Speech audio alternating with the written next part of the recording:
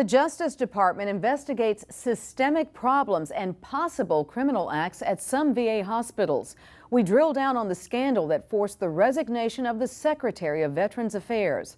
I'm Angela Ray. This is DC Breakdown. Let's get started.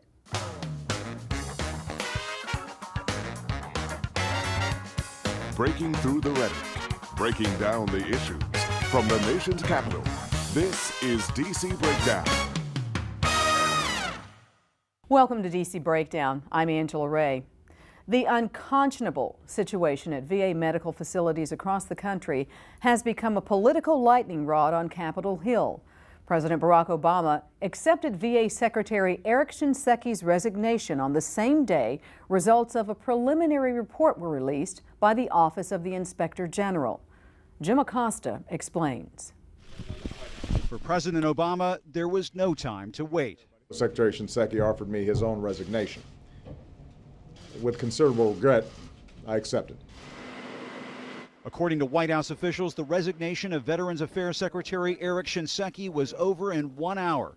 First, Shinseki met in the Oval Office with the President, Chief of Staff Dennis McDonough, and the top White House aide now overseeing the VA, Rob Neighbors.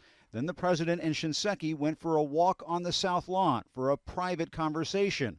Minutes later, Mr. Obama said Shinseki had concluded he was too much of a distraction. And so my assessment was, unfortunately, that he was right.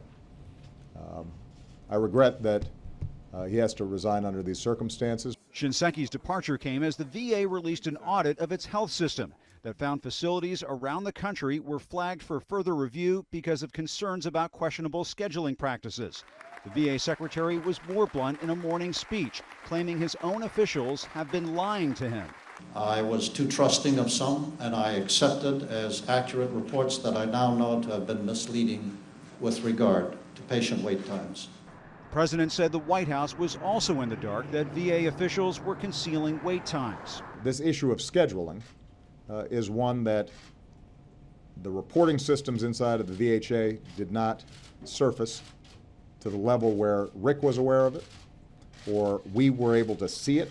Over at the Capitol, House Speaker John Boehner had his own rapid response that Shinseki's departure is not enough. His resignation, though, does not absolve the president of his responsibility to step in and make things right for our veterans. Business as usual cannot continue. Besides the internal probes of the scandal already underway, the chairman of the Senate Veterans Affairs Committee said the Justice Department is also involved.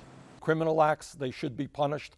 No ifs, buts, and maybes. White House aides say expect other VA officials to go. We'll be holding accountable specific individuals. We are now joined in the studio by D. Wayne Robinson, former U.S. Army Command Sergeant Major, Meritorious Service Award recipient, and Chief Executive Officer of Student Veterans of America. So good to have you join us here. Do you think it was right for Shinseki to resign?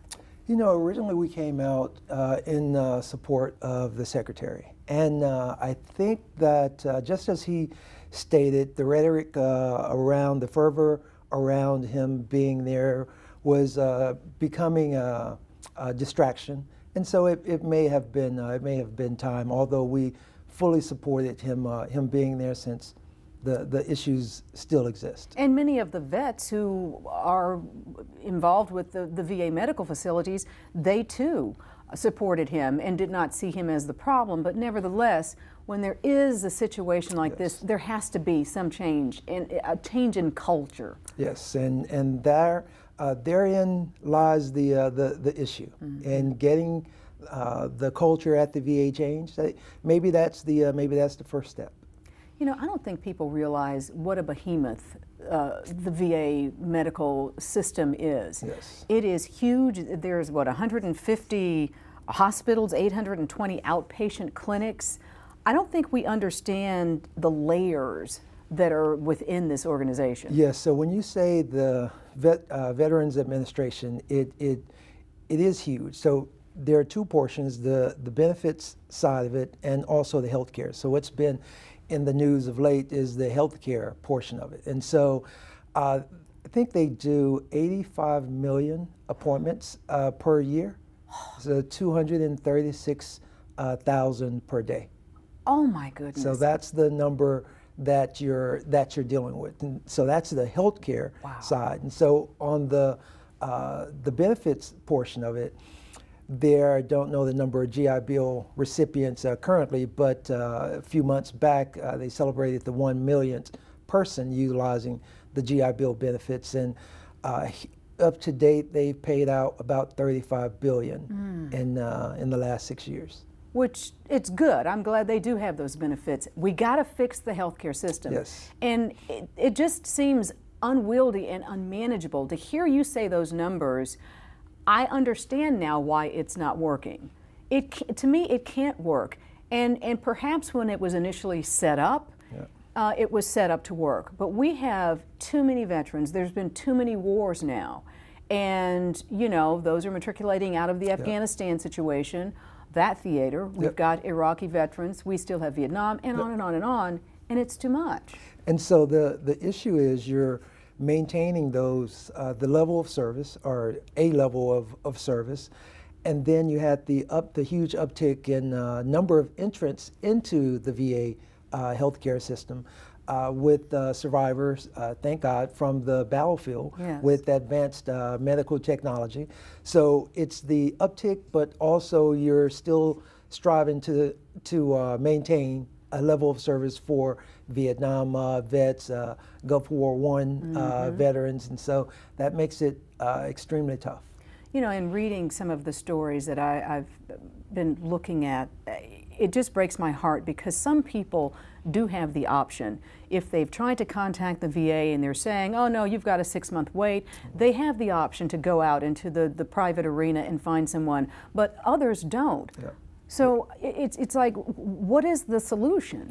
When you look at the vets, when we testified, every veteran service organization that testified a few weeks ago stated that their constituents were satisfied with the level of care they received once in the system. Right.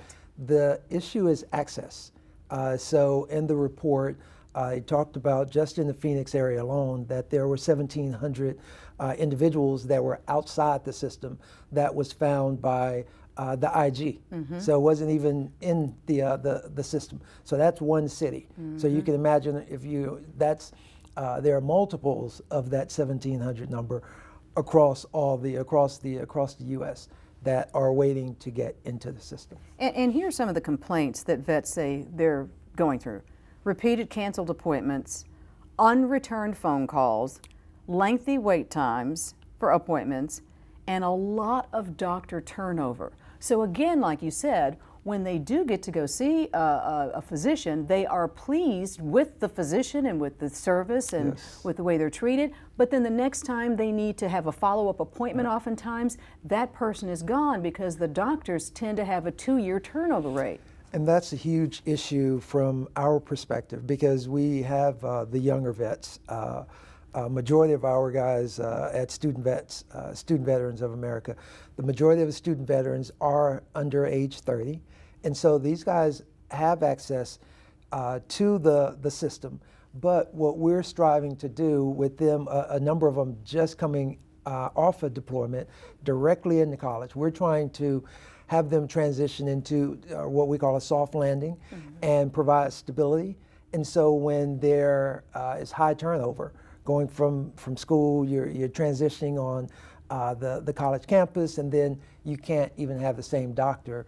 That in some cases that can be traumatic. Absolutely traumatic, and causes the instability that they don't need. They need to be able to come back home and things stabilize. Instead, it's the opposite. They come back home after being in a highly unstable situation, and they are not finding the help they deserve, the quality that they deserve. I want to read something, and if we can go ahead and put up this quote. This is from the interim report that was released on May 28th of this year from the Office of Inspector Generals. And here's the quote: "While conducting our work at the Phoenix healthcare system, our on-site Office of Inspector General staff and Office of Inspector General hotline received numerous allegations daily of mismanagement, inappropriate hiring decisions, sexual harassment, and bullying behavior by mid and senior level managers at this facility.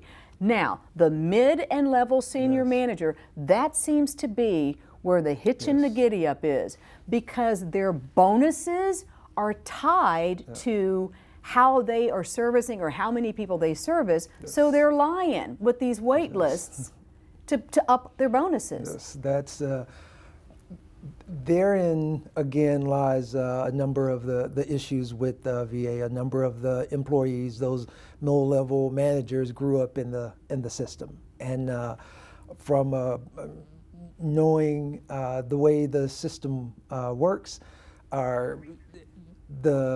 with General Shinseki or Secretary Shinseki, the issue was bad reporting from that level up through the system and what he was receiving. You can't make proper decisions when you have bad data. That's right. So. Well, and General Shinseki has said that one of the things that needs to happen is that in 2014, that those mid and senior level managers, that they don't get bonuses that are attached to this. This is ridiculous. Tell me, what do you think of John McCain's suggestion that retiring Oklahoma Senator Tom Coburn be the person to take over from Shinseki? Actually, I'm not that familiar with Mr. Coburn, but whoever takes the helm will, I can tell you the attributes they'll need to have. So some of those attributes are, they're going to have to step in and put in systems that include feedback loops in every program. So unfortunately with government programs, they are good ideas, they're launched, they're funded, and then years later or down the road we find out, no, when you actually need to change the program, they're not very entrepreneurial in nature, and so the entrepreneurial way to be able to do it would be to put systems in that reward the truth, right? That creates processes that are transparent. That is not what you normally find in the government. Transparency and feedback loops. So. Well, one of the appalling things I think that came out is that the people who are at the VA medical facilities, who are supposed to be the advocates for our vets, they don't even pick up the phone. So if you don't pick up the phone, what are you doing? What are people doing for our vets? That's what I want to know. What's going on? I think that's one of the questions that's going to have to be answered. I will say that on the other hand, there are pockets of good people at the VA, as you would have with any in any system. When you look at the VBA, the system that was launched to support the GI Bill, the post 9/11 GI Bill, that system is working excellent. Our constituents are happy with the way that it's going. That same level of thought process has to be put in place on the VHA side. Well, I also am concerned with how can we keep good medical doctors there to provide the consistency. Yes. And I don't know a way around that. I mean, you know, I'm sure the pay at the VA is not the same as the pay if you're out in private care, but, you know, if you are having these older doctors who are rolling into it and they have the bedside manner and they have the care and concern, they are leaving because they are fed up with the bureaucracy and the mistreatment of people. Yep, that's true. The original report was actually started in Phoenix. Was actually started by a former worker of the VA who was fed up. So got out and went public with what had happened in the Phoenix area. Well, and so that started everything. Thank goodness for whistleblowers and for the protection that the federal government offers them. D. Wayne Robinson with Student Veterans of America, we thank you so much, sir, for your insights and for your care and concern for our veterans. Thank Keep you it for up. having me. Thank you. We'll discuss President Obama's trip to Europe and other stories out of the White House with James Blue of Arise TV. That's next on DC Breakdown.